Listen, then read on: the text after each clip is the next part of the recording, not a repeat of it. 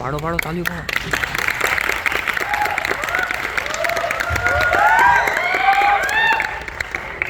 પ્રથમ અહીંયા ઉપસ્થિત સર્વ જજીસ, સર્વ શિક્ષકગણ અને મારા મિત્રો, સુપ્રભાત. હું કોડ બી માંથી છું અને આજે હું તમને ઓનલાઈન ક્લાસીસના ફેવરમાં વાત કરીશ. સૌપ્રથમ હું તમને જણાવવા માંગુ છું કે એક યુએસની સંસ્થા છે જેણે રિસર્ચમાં દર્શાવ્યું છે કે જે વિદ્યાર્થી ઓનલાઈન ભણ્યા હોય તેમનું પરિણામ ઓફલાઈન ભણતા વિદ્યાર્થીઓ કરતાં સારું હોય છે. અને સાથે સાથે તે વિદ્યાર્થીઓ ટેકનોલોજીને જાણતા હોય છે તો તે લોકો નોકરી ઇઝીલી લઈ શકે છે અને તેમનો પગાર વધારે આવે છે. અને જો ઓનલાઈન ક્લાસીસના ફાયદાની વાત કરું તો સૌપ્રથમ તો તમને જણાવવા માંગુ છું કે ઘણા લોકોના મગજમાં એવો વિચાર હોય છે કે ઓનલાઈન ક્લાસ સારી વસ્તુ નથી, શિક્ષકથી દૂર રહીને કેમ ભણી શકાય. પરંતુ એકલવ્ય હતો તે પણ પોતાના શિક્ષકથી દૂર રહીને ખાલી પોતાના શિક્ષકને ઓબ્ઝર્વ કરીને ભણ્યો તો પણ અર્જુન કરતા સારો વિદ્યાર્થી કહેવાયો. તો આપણે કહી શકીએ કે ઓનલાઈન ક્લાસમાં જે લોકો એવું વિચારતા હોય કે વિદ્યાર્થીઓ દૂર બેસીને ના ભણી શકે શિક્ષકથી, તો એ વાત ખોટી છે. જો વિદ્યાર્થી ભણવા માંગે તો તે ભણી શકે. અને સાથે સાથે જો ઓનલાઈન ક્લાસીસના ફાયદાની વાત કરું તો ઓનલાઈન ક્લાસીસમાં ફ્લેક્સિબિલિટી છે. જેમ કે ઓનલાઈન ક્લાસમાં વિદ્યાર્થીને સિલેક્ટ કરવાનો ઓપ્શન મળે, ઘણા બધા ઓપ્શન્સ મળે કે વિદ્યાર્થીને કયા સ્થળ પર ભણવું છે, ક્યાં ભણવું છે, કયો વિષય ભણવું છે, કઈ ભાષામાં ભણવું છે, કોની પાસે ભણવું છે, કયા સમય પર ભણવું છે. આટલા બધા ઓપ્શન વિદ્યાર્થીઓ પાસે અવેલેબલ હોય છે. અને સાથે સાથે સૌથી મોટો ફાયદો, જે વિદ્યાર્થીઓ પોતાના દિનચર્યામાં વ્યસ્ત હોય અથવા કોઈ મનુષ્ય પોતાની નોકરીમાં વ્યસ્ત હોય તો તે પોતાના ફ્રી સમયમાં કોઈ પણ સમયે એજ્યુકેશન લઈ શકે છે. અને સાથે સાથે એવા વિદ્યાર્થીઓ જે ઉંમરના કારણે, એજના કારણે સ્કૂલ અથવા કોલેજીસમાં જઈ ન શકતા હોય અથવા કોઈ ઇન્સ્ટિટ્યૂટમાં જઈ ન શકતા હોય એજ્યુકેશન માટે, તે પોતાના ફ્રી સમયમાં ઘરે બેઠા એજ્યુકેશન લઈ શકે છે.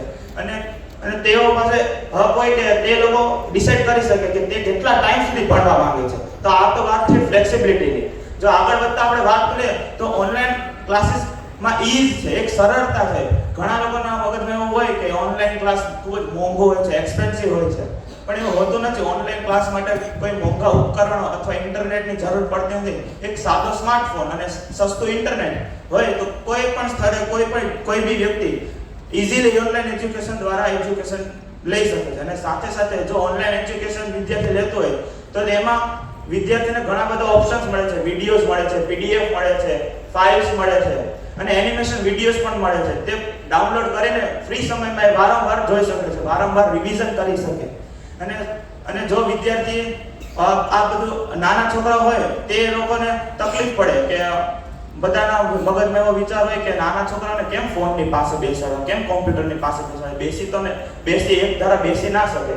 પણ અત્યારે સમાજમાં ઘણા ઓનલાઈન એજ્યુકેશનના દ્વારા ઘણા બધા એનિમેશન વિડીયોઝ છે, એનિમેશન ફોટોઝ છે, જેથી વિદ્યાર્થીઓમાં રુચિ જાગે છે, બાળકોમાં રુચિ જાગે છે, તે વધારે એજ્યુકેશન ગ્રસ્ત કરી શકે છે. અને સાથે સાથે જો આગળ વધતા વાત કરું તો ઓનલાઈન એજ્યુકેશનમાં એક ઈઝ છે અને અફોર્ડેબલ છે.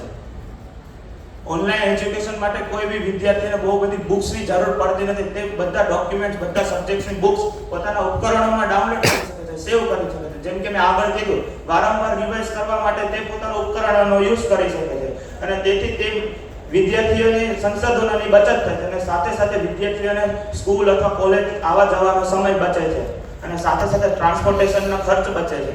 વિદ્યાર્થી પોતાના ઘરે બેઠા જ એક્ઝામ આપી શકે છે અને સ્વમૂલ્યાંકન કરી શકે છે. જો આજના ઓનલાઈન પદ્ધતિની વાત કરું તો આજના ઓનલાઈન શિક્ષણ ઘણું આગળ વધી રહ્યું છે અને ભવિષ્યમાં પણ આગળ વધશે. અને સાથે સાથે વર્તમાનનો જે ઓફલાઈન ક્લાસીસ છે તેમાં શિક્ષકો પણ ઓનલાઈન એજ્યુકેશનનો ઉપયોગ કરે છે. શિક્ષકો ઘરે બેઠા જ તે ઇન્ફોર્મેશન્સ અને વિડીયોઝ અને વર્ડ ફાઇલ્સ પોતાના શિષ્યોને ઘરે મોકલી શકે છે, જેથી કરીને વિદ્યાર્થી પોતાના ઘરે બેસીને આરામથી વાંચી શકે. અને સાથે શિક્ષકોને પણ સહેલાઈ પડે છે કે તે એનિમેશન્સ દ્વારા, વિડીયોઝ દ્વારા, પ્રોજેક્ટર દ્વારા એજ્યુકેશન આપી શકે, જેથી કરીને વિદ્યાર્થીઓને ભણવામાં રુચિ જાગે અને વિદ્યાર્થી જલ્દીથી ભણી શકે. તો આપણે કહી શકીએ કે ઓનલાઈન ક્લાસમાં ઇઝ ઓફ એક્સેસ છે, ઓનલાઈન ક્લાસ ફ્લેક્સિબલ છે અને ઓનલાઈન ક્લાસ અફોર્ડેબલ છે. તો કોઈ પણ સાધારણ વ્યક્તિ હોય તે ઓનલાઈન ક્લાસ લઈ શકે છે. અસ્તુ. ધન્યવાદ.